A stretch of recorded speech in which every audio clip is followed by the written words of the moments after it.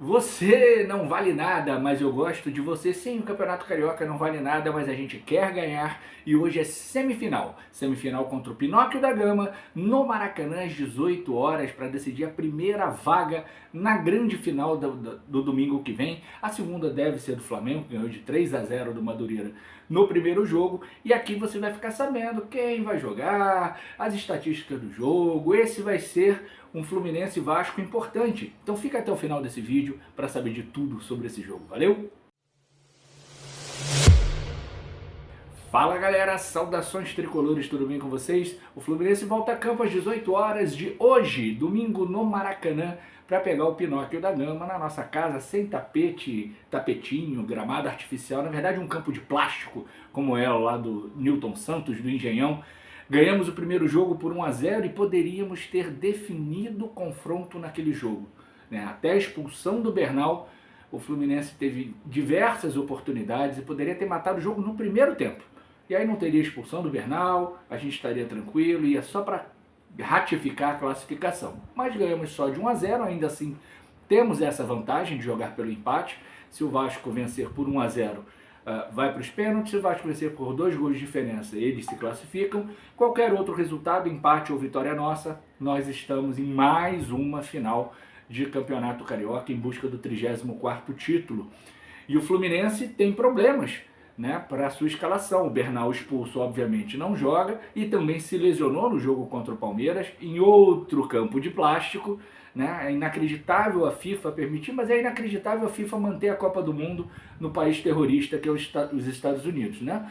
Enfim, e o Fluminense, do técnico Luiz Ubeldia, tem dúvidas, né? Mas deve ir com Fábio, Samuel Xavier, Gênesis Freitas e René.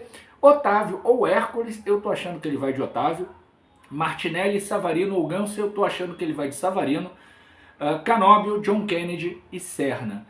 É um time suficientemente bom para ganhar do Vasco, que não é um time tão horroroso assim, né? Mas é um time com jogadores, digamos, sem muita vontade, outros inexpressivos, outros ruins de bola, outros que só correm, como o Andrés Gomes, né? E está lá segurando a lanterna do Campeonato Brasileiro. Pena que não teve Campeonato Brasileiro no meio da semana, porque aí eles estariam com as atenções divididas, vai ser só no meio da outra semana. Né? E o Fluminense tem time suficiente, né, com esse time para ganhar do Vasco. Tem que jogar na intensidade, né, que o Fluminense tem. Ontem eu estava pensando nisso, né? O Fluminense tinha um grande problema com times que jogavam com alta intensidade, como o Botafogo, como o Vasco, o Cruzeiro, depois, né, que saiu das mãos do Ronaldo, né, um time que jogava na transição rápida. O Fluminense tinha muita dificuldade. O Fluminense hoje também tem muita intensidade, também tem uma recomposição muito rápida e por isso começou a ganhar os clássicos.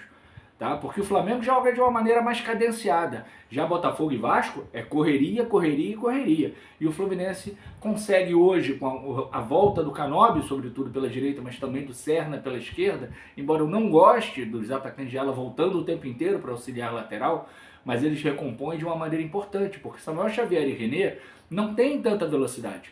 Né? Então eles voltam rapidamente, dão o primeiro combate e o tempo suficiente para os laterais chegarem.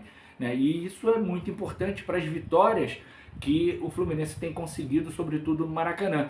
Aliás, por falar nisso, se o Fluminense vencer o Pinóquio da Gama hoje, vai ser a 17ª vitória consecutiva como mandante. O que isso significa? Recorde. Já está igualado o recorde do Ondino Vieira lá na década de 40, e agora o Zubeldia tem a chance de bater esse recorde de maior quantidade de vitórias consecutivas como mandante. E vamos combinar, 17 vitórias seguidas como mandante é um tremendo número. Não dá para falar do trabalho do Zubeldia. É o modelo de jogo que eu mais gosto? Não é. Né? Mas está funcionando, e é isso, para nós torcedores, é isso que importa. O modelo funciona, o Fluminense vence seus jogos em casa, poderia ter tido uma sorte melhor contra o Palmeiras. Se 2 coisas não tivessem acontecido: uma, fosse um gramado de verdade; 2, se não tivesse tido um começo tão horroroso, né? E, aliás, 3, né? Se Freitas tivesse sido vendido para o Bolonha.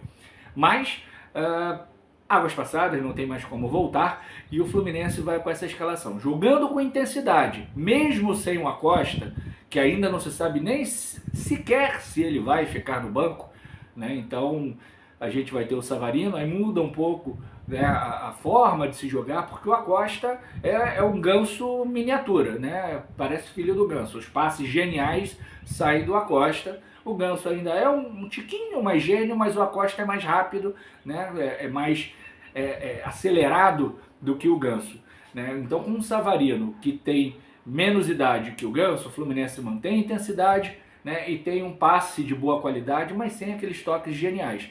Com o Ganso, perde um pouquinho da intensidade no meio campo, né, e aí se ele colocar o Ganso, acho que ele coloca o Otávio, né, para que o Ganso possa ter liberdade para municiar os atacantes, e o Ganso retorna para marcar, ele nunca se negou a marcar, ele nunca deixou de recompor, né? O Ganso, por exemplo, em 2019, que sofreu tanta crítica da mídia, né, e a manada entrou nas críticas da mídia, Ganso era o líder de roubo de bola no Campeonato Brasileiro, simplesmente isso, né? Então o Ganso retorna também para marcar, mas óbvio, tem menos intensidade. Com o Acosta em campo, por exemplo, o Acosta sequer volta, quem volta são os atacantes de lado, e ele fica lado a lado com o John Kennedy fazendo a primeira marcação.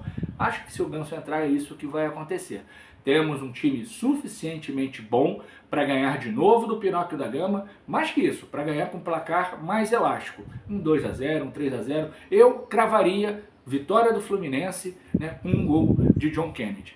Né? Essa seria a minha apostinha para esse jogo de logo mais. E por que eu falei no começo do vídeo, né, que é um jogo especial? Porque esse vai ser o Fluminense Vasco número 400.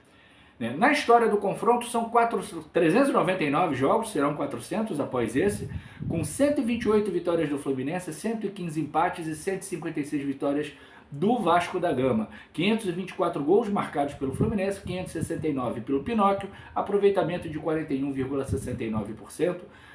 Nos últimos 12 jogos não modificou nada, são 6 vitórias do Fluminense, 4 vitórias do Pinóquio e 2 empates. Então vamos buscar mais uma vitória para que a gente possa diminuir essa distância que, sobretudo na década ali de 90, 2000, né, ela se acentuou muito, né, com muitos roubos a favor do Pinóquio da Gama, comandado pelo Gangster, mas o charuto apagou, a coisa mudou e o Fluminense vai para a vitória. Então é isso, galera. Preocupado com o número de tricolores no Maracanã? Não, porque como eu falei no início do vídeo, o Campeonato Carioca não vale nada, mas se eu fosse você, tricolor, eu estaria no Maracanã. Eu estaria no Maracanã porque eu sei que a torcida do Pinóquio da Gama é violenta, é preconceituosa, né, o time da mentira histórica, eu sei de tudo isso. Mas eu estaria no Maracanã, iria em grupo, vocês meninas, em grupo, tricoflores, nossa, trava-língua legal, tricoflores, para o Maracanã, juntas, todas juntas, né, marquem um ponto de encontro, vão para o Maracanã, vão lá fazer a sua parte.